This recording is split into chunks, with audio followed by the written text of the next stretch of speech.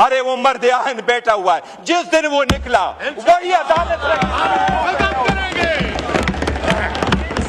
खत्म करेंगे इसको इंशाअल्लाह। अरे वो मर्द आहन जब आएगा, वो जो लफ्ज कहेगा वही आईन इंशाअल्लाह।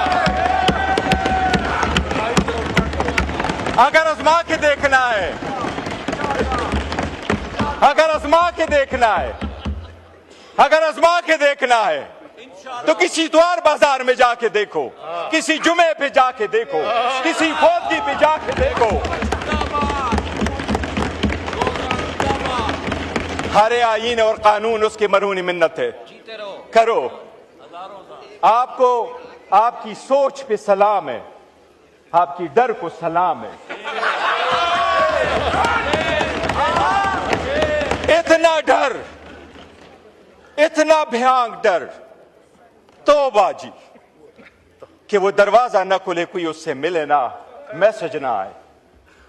और एक चीज जनाब स्पीकर बताता हूं, हम उस मुल्क के वफादार हैं। कानून के तबादले करके आईन के तबादले करोगे, आप क्या कहोगे? घर में आराम से बैठोगे?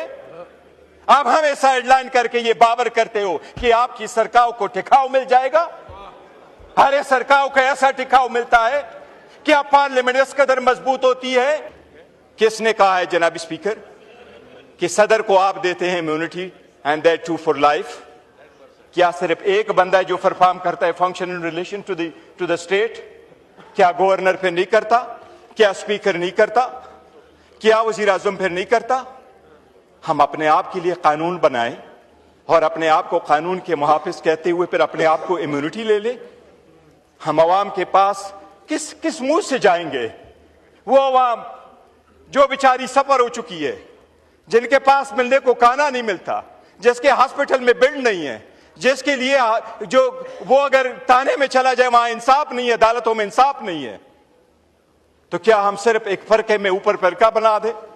एक एलीट क्लास ऑलरेडी एग्जिस्ट कर रही है, एक और एलीट क्लास लेके आए जो कानून से भी बालातर हो। और आपके सारे बहाने खत्म हो गए। With all due respect law minister साहब, बहाने अब खत्म होने चाहिए।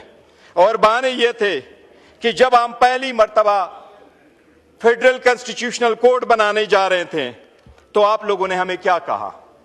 आपने सुप्रीम कोर्ट की तादाद बढ़ाई, 16 जजेस थे, 33 जजेस पे लेके गए।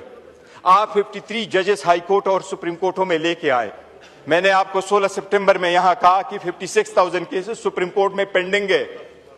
वो केस जिसके लिए आप फेडरल कॉन्स्टिट्यूशनल कोड बना रहे हैं, जिसको आपने प्रिसाइसली कहा कि वो आईनी मसाइल कहेंगे, वो सुप्रीम कोर्ट में आज भी फकत 148 केसेस है। बाकी केसेस आर्टिकल 184 के नहीं है, वो आर्टिकल 199 के आईनी मुकासद नहीं है। अगर 141 केसेस के लिए आप कॉन्स्टिट्यूशनल अदालत बना रहे हैं, ये सब उसके लिए नहीं बना रहे हैं।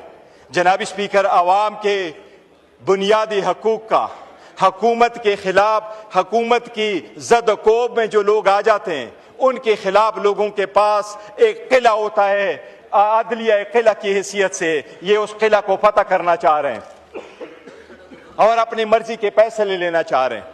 जनाब स्पीकर, मैं दो चीजों का बसद एहतराम अर्ज करूंगा। आज जब आपने तरमीम करने जा रहे हैं, आपने सेरेमोनियसली भी सुप्रीम कोर्ट को नहीं छोड़ा।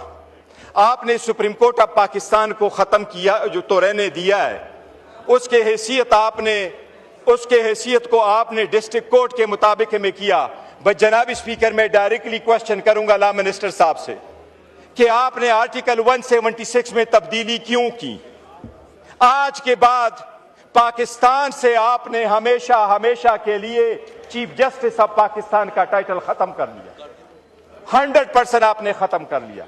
आर्टिकल 176 में तब्दीली करके आज के बाद चीफ जस्टिस ऑफ पाकिस्तान नहीं होगा, वो chief justice of supreme court होगा, दूसरा chief justice of federal constitutional court होगा।